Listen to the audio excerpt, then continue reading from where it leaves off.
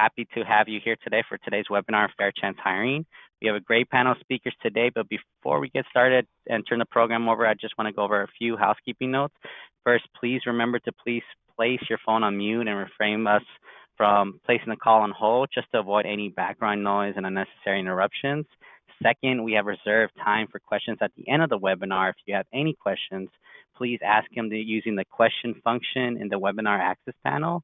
The question box is in the lower right-hand corner of your screen, so just type in your questions and we'll be able to read them aloud. Third, we are playing a video later on in this webinar, so the audio for this video will come out of the speakers of your computer as opposed to your phone. So when we play the video, just turn up the volume of your computer and you'll be able to hear the video. And then lastly, this webinar should take about an hour and is being recorded. So if you miss anything or you like to just go back on the presentation, we will have this recording up along with presentation materials within the next couple of days. Feel free to email me, but I'll make sure that everyone who has joined the webinar gets a copy of the recording. And with that, I just want to hand it off to our Senior Education Attainment Consultant, Kathy Zandona. Great. Thank you so much, Edgar. And I also am delighted to be here and want to take a minute to do an introduction of our guest speakers. We have 5 guest speakers with us today, and I'm going to start with Sherry Moses, who's with the Council of State Governments Justice Center. Sherry will be joining us in just a few minutes, I believe. And then we have Tina Worth with the Jacksonville Chamber USA Partnership. Tina's been involved with the Education Attainment Division of ACCE, I think, since its inception. So thank you, Tina, for being here. And Lori Bogle with Operation New Hope will be partnering with Tina in their presentation. And then I follow that up with Andy Johnston from the Grand Rapids Area Chamber, and Andy and Heather Garston, with Talent 2025 will be talking about the work that they've been doing in Grand Rapids. In today's presentation, the reason why we've invited you here is because we wanted to answer the questions that you asked us about what you wanted to learn. And I think we're really proud of the number of people that have signed up for this presentation, and probably even more excited about the number of chambers across the country that are getting more and more engaged with this important topic. So in today's webinar, we'll be covering why should chambers be involved in fair chance hiring, policy, programming, or systems change work. We're going to learn what businesses should be involved and how do you get business members involved in this work. And then also the importance of a strong partnership or agency partner in your community. And then most importantly throughout, you'll be hearing about what role you as a chamber member can play. As Edgar mentioned in the beginning, we're going to go through our panelist presentations first. You can jot your questions in the question box or the chat box at any time during the presentation, and at the end we'll have time to take care of answering those questions, so we will be able to move from there. With that said, I'm going to now ask Edgar, has Sherry joined us?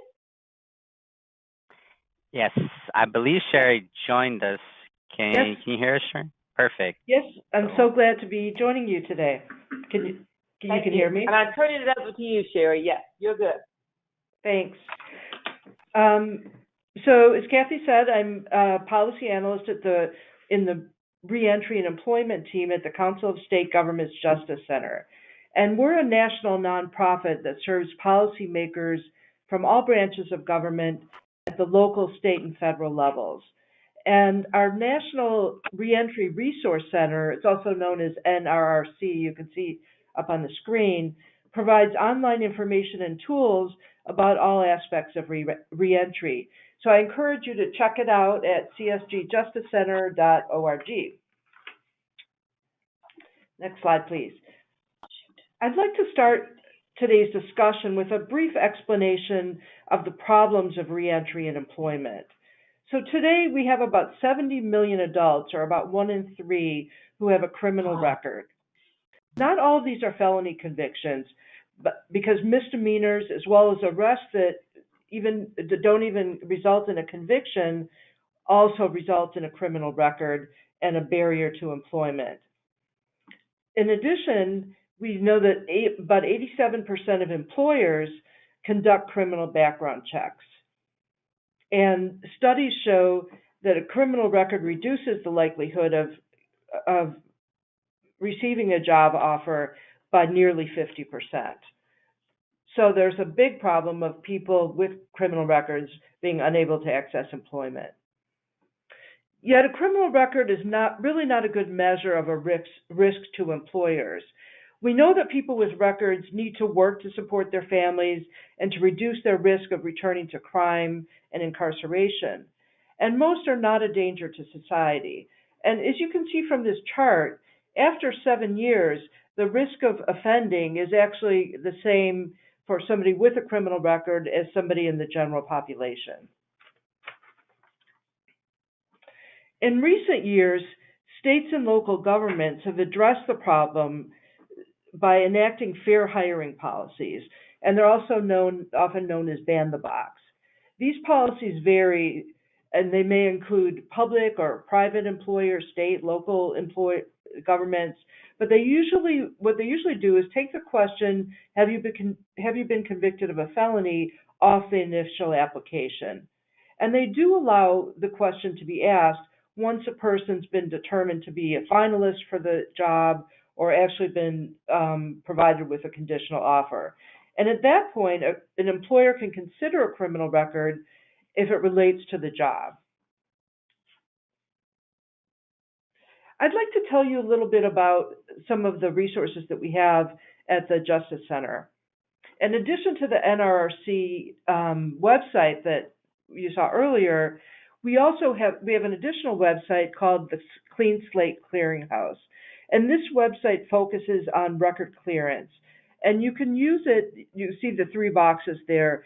You can learn about your state by clicking on Learn About Your State. You can learn about the record clearance policies in your state, and it's broken down by adult and juveniles. And then once you know about the criminal record policies, the second bullet point about finding a lawyer can help somebody find a free or low-cost attorney that can help them with record clearance. And then the third bullet or button you can use to compare your state to other states. In addition, we hope that this will be used to influence policymakers to revise policies about criminal records. The other website that we have is called the NICCC, or the National Inventory of Collateral Consequences. People with criminal records face a number of collateral consequences, which can range from regulations about professional licenses, that bar people from certain jobs, to restrictions and things like housing if you have a criminal record. This site's currently being updated. You can use it now, and it should be fully updated in the course of the year. I want to mention one more tool that we have, which is that we provide technical assistance to local organizations and jurisdictions to plan employer engagement events. And we have, as part of the NRRC, we have a toolkit for those interested in holding meetings with employers to pitch them about the benefits of hiring people with criminal records. And we have a bunch of sample documents that have been used around the country, like agendas and invitation letters. And on the next slide, you can see my contact information, and you can feel free to contact me directly if you would like to use that toolkit. So I'd be glad to answer any questions later in the webinar, or feel free to contact me directly after the webinar. And Great. also, Thank you. I suggest that you sign up for our some of our mailing lists with the address listed on the screen. Great. Thank you very much, Sherry. That was an excellent overview of the resources available. And of course, we really want to thank you for your agreeing for people to contact you directly to get information. That's wonderful. Now I'd like to turn it over to Tina Ward. Tina? Great. Thank you very much, Kathy. I'm Tina Worth with the JACCE Chamber here in Jacksonville, Florida. And I'm first going to start with talking to you about what our strategic drivers were in pursuing a fair chance hiring. On the next slide, on this slide here, you'll see that we had three of them. The first was we engaged in an effort to bring economic prosperity into a quadrant of our community that was not experiencing it. And so we looked to sort of go, what kind of economic development activity can we bring, what kind of jobs can we bring to this region that will help it? And in the series of conversations, it emerged that one of the factors leading to the high unemployment rate in the area was the fact that criminal records were preventing people from being hired. So we recognized that with a little bit further research that, in fact, that wasn't a problem just in the area. It was a problem throughout our community, and certainly, as we know, and even Sherry just presented, it's a problem in our nation. So we, as workforce development, decided that we were going to kind of take this on, and that was about 2 years ago that we started this process. The other driver for us is that the economic growth and the continuing decline in the unemployment rate is really requiring us to think differently about our workforce and to take a look at those populations that have been overlooked and marginalized. And then finally, our chamber president, Daniel Davis, has a personal experience with this in terms of someone in his close circle being impacted by this. And so that was kind of the emotional hook to get into the work as well. So we developed an employment opportunity pledge. We thought that would be a good starting point. And we had a couple of things that really framed our work. One is that, Ban the Box had been a movement around for a while, but oftentimes that was associated with legislation. And we wanted to be very clear in our messaging that this was a business-driven effort because it was the right thing to do and not because it was legislated at us. And we also wanted to start with a positive framework, not so much what you couldn't do, but in fact what you could do as an employer. The other thing we had going for us was a city precedent. The city of Jacksonville over 10 years ago enacted legislation that said you cannot ask about a criminal background until a preconditional offer of employment, and the same thing applied to anybody contracted with the city. And so over the course of the past decade, we've been able to see that not only were there no horror stories that emerged from it, but in fact there were some great stories of reduced turnover and employees who really took the opportunity for a second chance to heart. And so Project Open Door was born. And what we did is we almost treated it like a kind of a capital campaign, and went to our larger employers. So the chamber president and I went to our larger employers, right to the CEOs, sat down with them, talked about what we were asking, which is simply move the question further down the process. Give someone the chance to sit down and explain to someone eye to eye what they might encounter in their criminal background and what they've learned from the experience.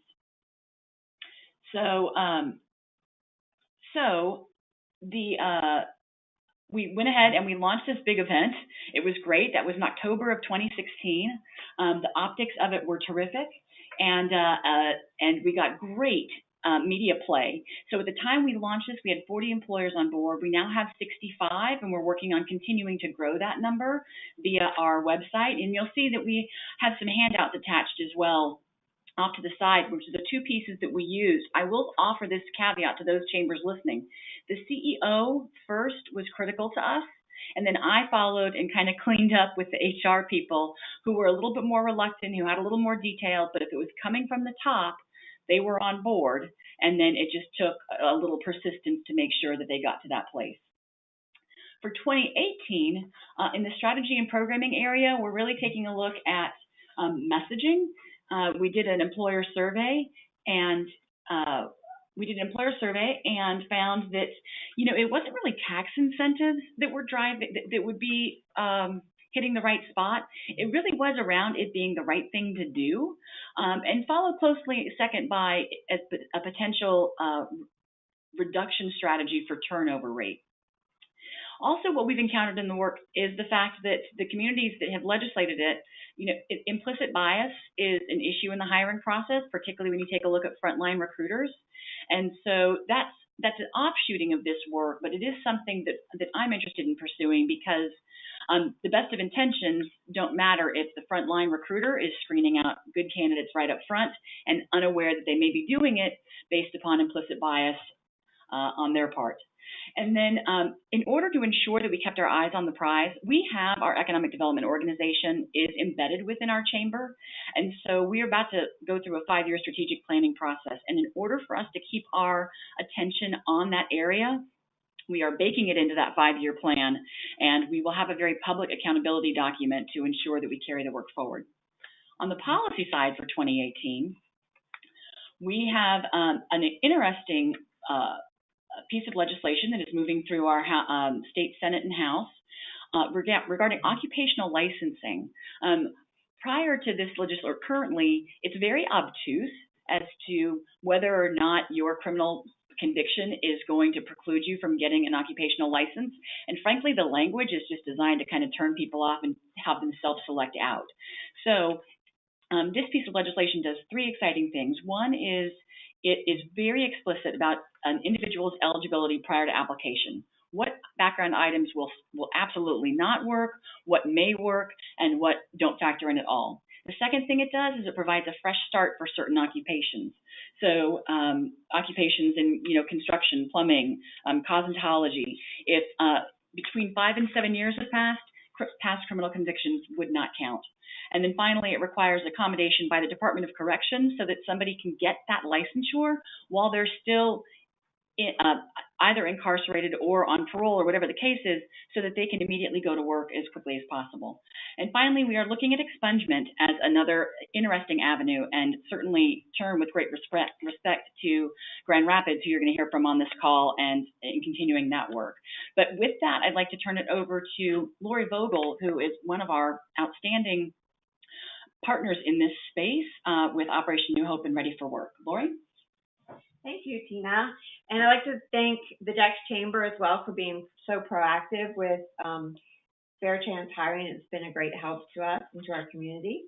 So I wanted to talk about our program and our overview of our program. So Operation New Hope's Ready for Work program provides 4 to 6 weeks of integrated support with the goal of employment for each ex-offender.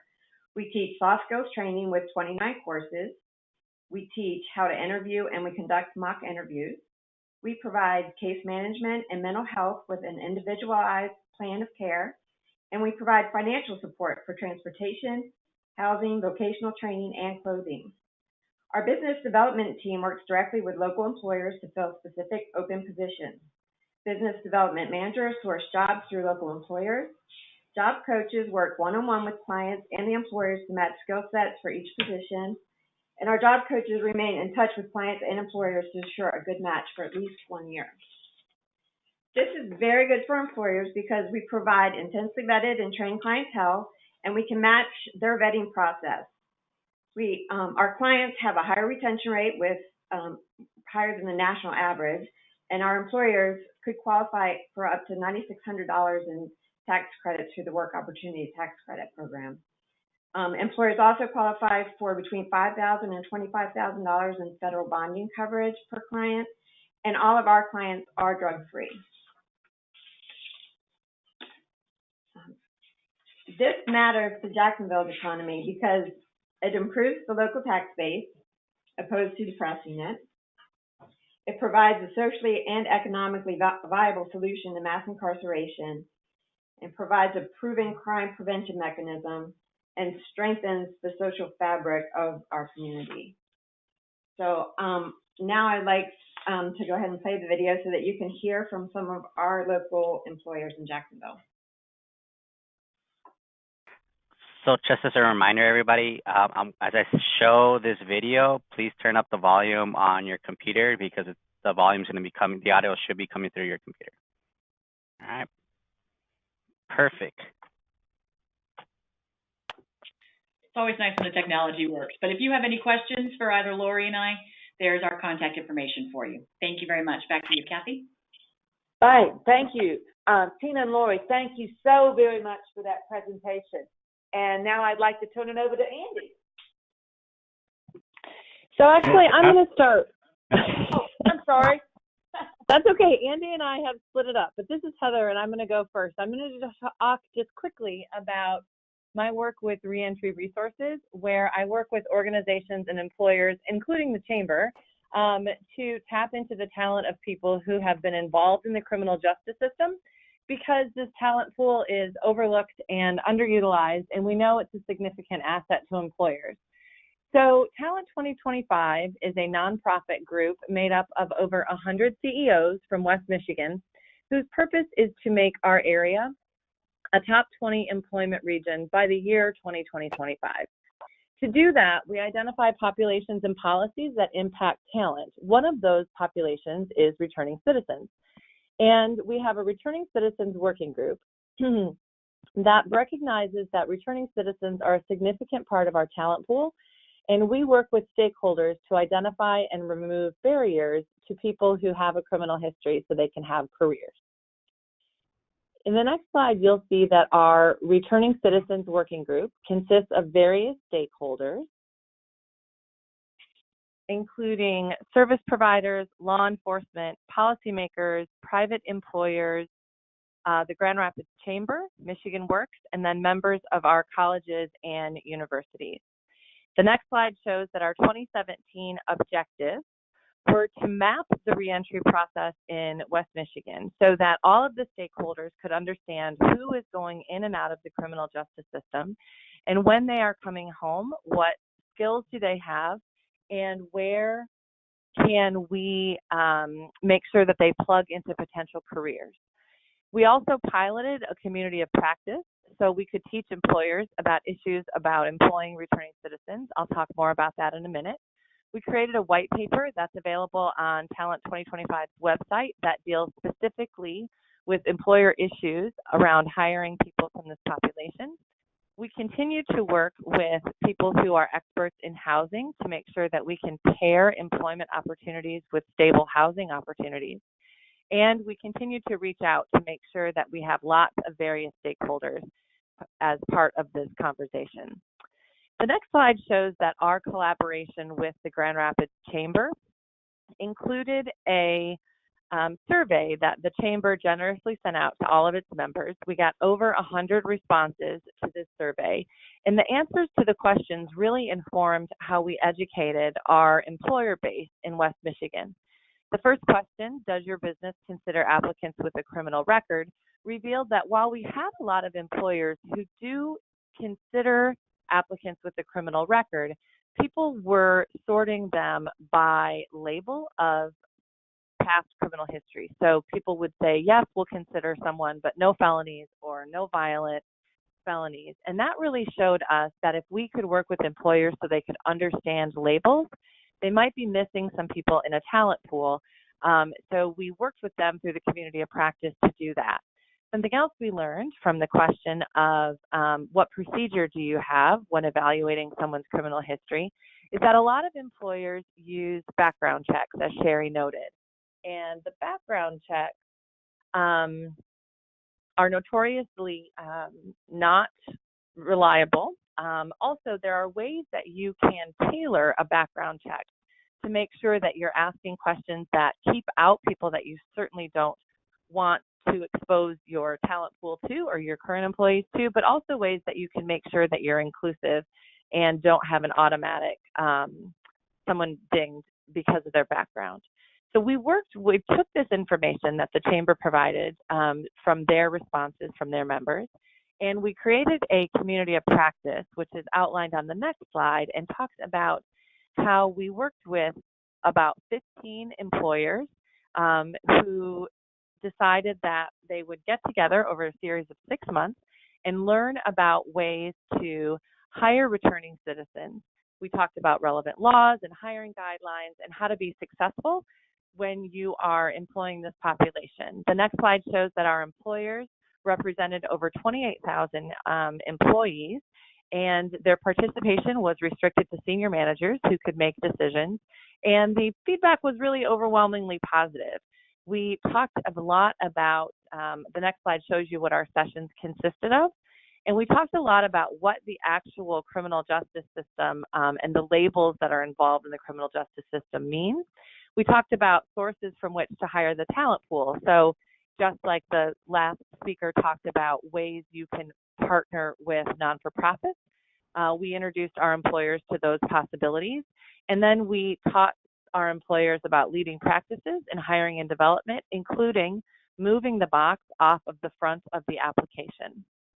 Finally, we ended with a call to action so that the employers who participated in our community of practice, the next slide shows that our call to action for those participants was for them to commit to using inclusive language in their job postings so that people who have a criminal history would feel welcome in applying, to move the box off of the application, to tailor background checks, and then once you onboard people with a criminal history, to do so thoughtfully, but also to track actions to show exactly what the other speakers have talked about, which is that very often this population will last longer and be more efficient and productive employees. Now I will turn it over to discuss more about our work with the Chamber in Grand Rapids to Andy Johnson, who's the Vice President of Government and Corporate Affairs from the Grand Rapids Chamber. Thank you, Heather. And I can't stress enough to those on the call to go to Talent 2025's website, take a look at that white paper that they created. The work that Heather's led has been incredible in getting more employers, comfortable and understanding processes and understanding the system better so that we can hire folks coming out of the criminal justice system. As Heather mentioned, I'm the Vice President of Government Affairs, so I'm going to talk a little bit about the policy. Moving to the next slide, I will be the fourth or fifth person to tell you why this is important and what the drivers are. But in Michigan, it's particularly the case. We incarcerate more people, keep them longer than most other states, and we spend a lot on it, corrections, and it hasn't made us any safer. And then, as others have mentioned, nearly 90% of those who enter prison will return to our community. So how are we better preparing them to reintegrate and reduce recidivism? Going forward, again, this is the talent question. I was just asked today, if you move to the next slide, just asked today at a committee meeting, is this talent a problem that we have in West Michigan similar across the state? I said yes, and it's across the country. We need to do everything we can to increase workforce participation rate. But it's criminal justice reform. This is not just the right thing to do to solve that. It's also the smart thing to do overall. And as one of our West Michigan business leaders put it, we need an efficient and creative in developing methods to keep our community members, reintegrating them back to society so that they can contribute. We'll talk a little bit about the policy changes on the next slide that we've accomplished in recent years. We just passed an 18-bill package that was signed into law that reduces recidivism and improves reintegration. A lot of this has to do with evidence-based parole. It was a lot of the low-hanging fruit to help with reintegration strategies. In previous sessions, ban-the-box efforts were not successful. Instead, what we did, and there's a variety of politics around, why they're not successful, but what we did instead was we passed a piece of legislation that now the Michigan Department of Corrections will offer a document called a Certificate of Employability to any prisoner who meets specific standards of good behavior while in prison and has obtained career or technical training while incarcerated. Michigan employers then who hire an ex-prisoner who's earned this certificate may rely on it as evidence to prove that the employer did not negligently hire or retain that employee in the unfortunate event that something bad happens to either a coworker, a customer, or damages property. So reducing that liability concern was big for our business community. On the next slide, we'll talk a little bit about what we're trying to do. One is trying to get accomplished yet this year. One is safe and smart reintegration, sometimes called smart and safe parole. Michigan inmates in prison, we keep inmates in prison an average of 50% longer than the national average. And the average prisoner serves 127% of their minimum sentence. This includes many prisoners that have a low risk of offending. So we're working on a bill, House Bill 5377, that relies on risk assessments to identify low-risk prisoners and parole these low-risk prisoners when first eligible, unless there's objective evidence that the prisoner would pose a threat to public safety if increased. So our MDOC has estimated this would save 3,600 bed spaces in our system and also save $82 million. Another one is mental health that we're trying to get accomplished. About 23% of Michigan's 40,000 prisoners have a mental illness, as do an estimated 64% of inmates in county jails. So this legislation would help us invest in law enforcement training, diversion strategies, and alternatives to incarceration that helps really facilitate the mental illness treatment, and hopefully divert them when appropriate away from entering the criminal justice system. As our friends at the JACCE Chamber talked about, another barrier we're trying to remove is occupational licensing reform. We're looking at a global piece of legislation that is going to review all occupational licenses in the state with the added benefit of looking at whether or not a criminal record is relevant. We question whether or not that's relevant to become a barber in the state of Michigan, and something we really think will have a positive impact on the criminal justice system. And then expunging, potential for nonviolent. Really, we're focused on healthcare professionals at this point. We want to repeal laws that prevent employers from hiring individuals with a criminal record, and then reform licensing laws to permit licensure if a criminal history is not relevant to the job, and make expungement of eligible nonviolent crimes automatic for rehabilitated individuals. We have some very specific stories out of West Michigan, and legislation just moved out of our House committee last week on this. And then efficient medical treatment, supervision for the terminally ill. This is really more of a cost-saving efficiency standpoint. Michigan spends over $300 million on prisoner health care, and by diverting them to more appropriate places where they can be treated, we'll be able to save a lot of money. The other reform that speaks more to reentry and keeping people in the workforce is bail bond reform. The purpose of requiring bails to ensure an arrested but unconvicted defendant appears in court. Unfortunately, nationally, over the last few decades, we've seen an increase in, county jail populations caused almost entirely by an increase in pre-trial detainees who can't afford cash bail. Our solution is, and this is a bill package that's about to be introduced, would just say that we're asking the judge to consider a defendant's financial information when determining what the cash bond would be. So a lot of things happening in the state of Michigan on the policy front, and I'd say it's one of these issues now that has brought together Republican and Democrat, right-wing think tanks, and the ACLU. And with this talent being a top concern, the time is really right now to move forward on these policy changes. I will end there and turn it back over to Kathy. Thank you very much. That was a great summary from each of our presenters. We do have one question I'd like to ask, and then from there, hopefully that will spur some additional questions. So we have a question. One of our participants asked, how can universities and college add value to this work that we're doing and the programs that we're doing? I'm going to start with Tina. Do you have a response to that? Well, yeah, when we started in the quiet phase of getting large employers, that actually included our university and college partners because they're large employers for us in the region. So we said, hey, ask later, participate in this as an employer. And then one of the college presidents of our state college system, community college, more colloquially known for the rest of you in the nation, but she said, and we took a look at the student process, and it was the second question we were asking students as they applied after their address.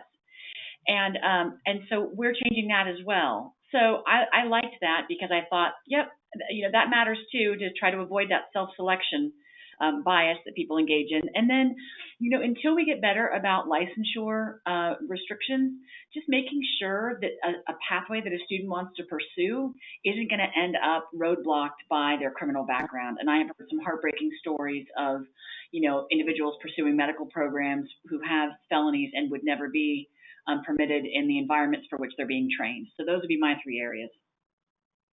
Great. Thank you, Tina. Heather, do you have some additional comments? I do, and this follows up on what Andy said. In West Michigan, we're seeing most of our job growth, or at least a great deal of it, is in healthcare professions. And one place we're seeing a bottleneck is that people who can educate potential healthcare workers in their professions are not clear on the licensing regulations, and we're trying to clear that up legislatively. But someplace we're also making some headway is to really working with community colleges, local educators who can get people into growing professions so that they don't unnecessarily exclude people from the programs because they don't think that they could work in that profession. And it's a really murky place to work because the regulations are not super clear. But the more we can be specific when people apply, the better outcomes we can have. Mm-hmm. Great. Thank you. I'll ask our other participants, panelists, Sherry, any comments that you would like to make to that question, or any comments in general that you would like to add?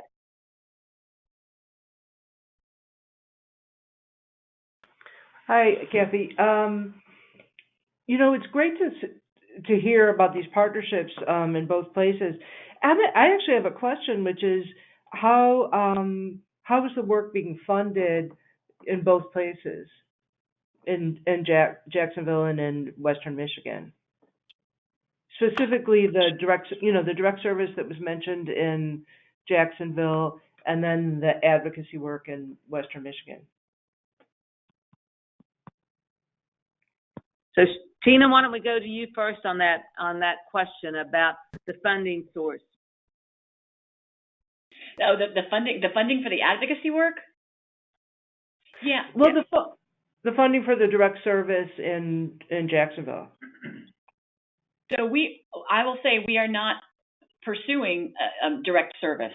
So from the Jax Chamber's perspective, there is not a funding line associated with our work. We're just adding it as one of our workforce development initiatives.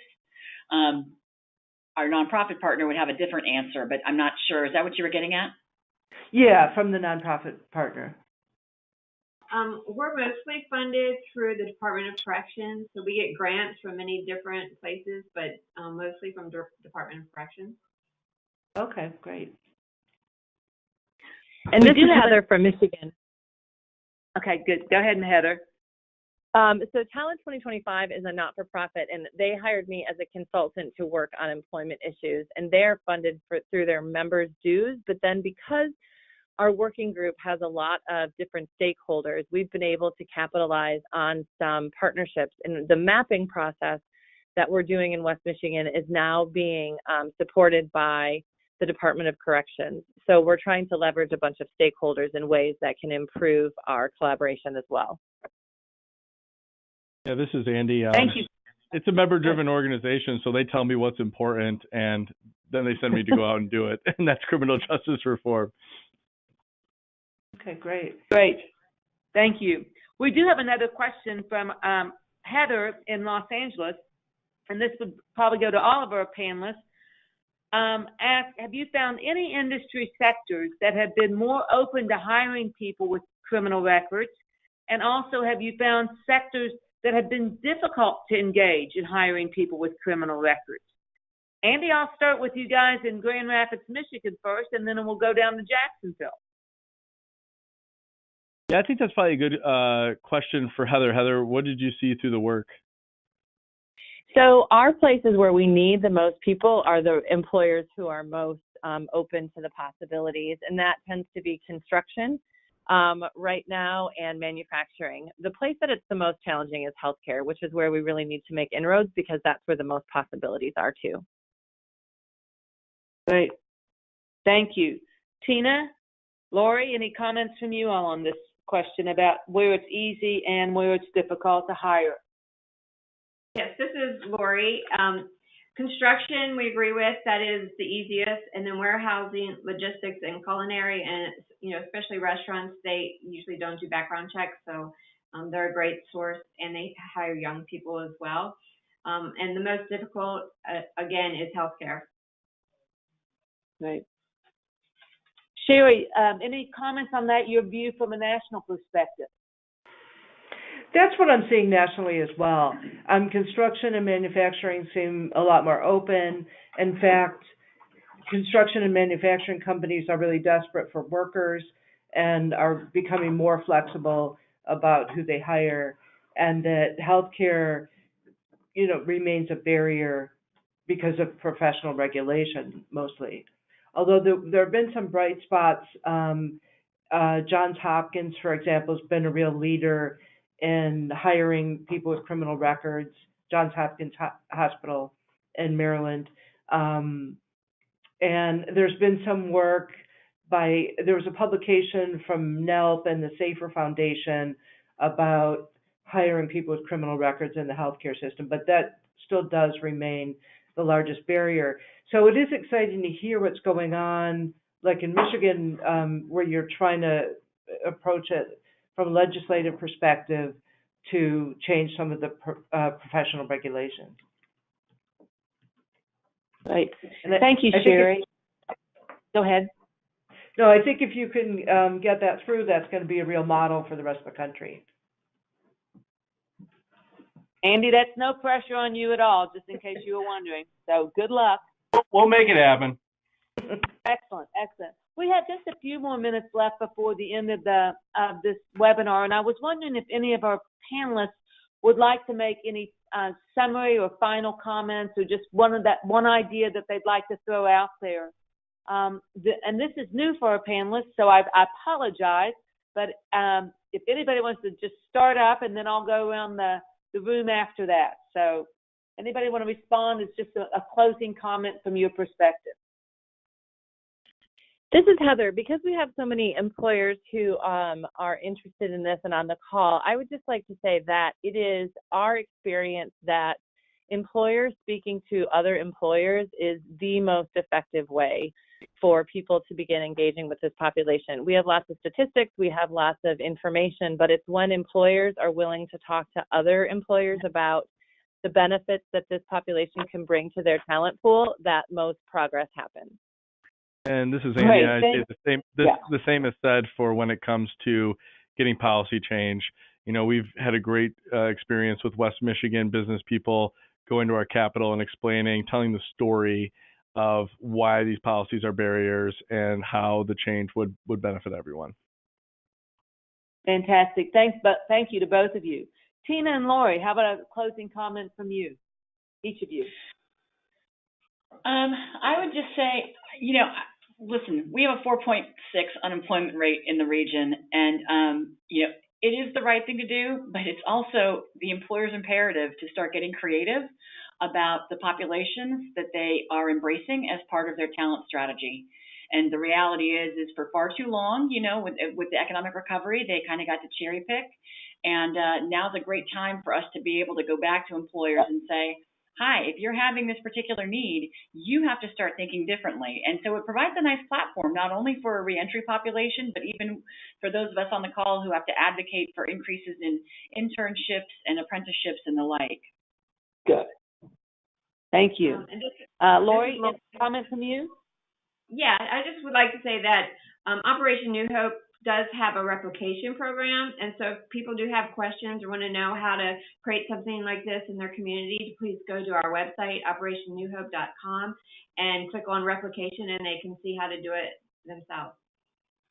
Okay, well, that summary comments gave us two more questions, so let me see if I can, somebody would like to answer my first one, which is what arguments were successful when speaking to employers about mitigating the risk or perception of risk when hiring this population? I think I'll start with Heather on that one. Heather, you want to take a stab at it?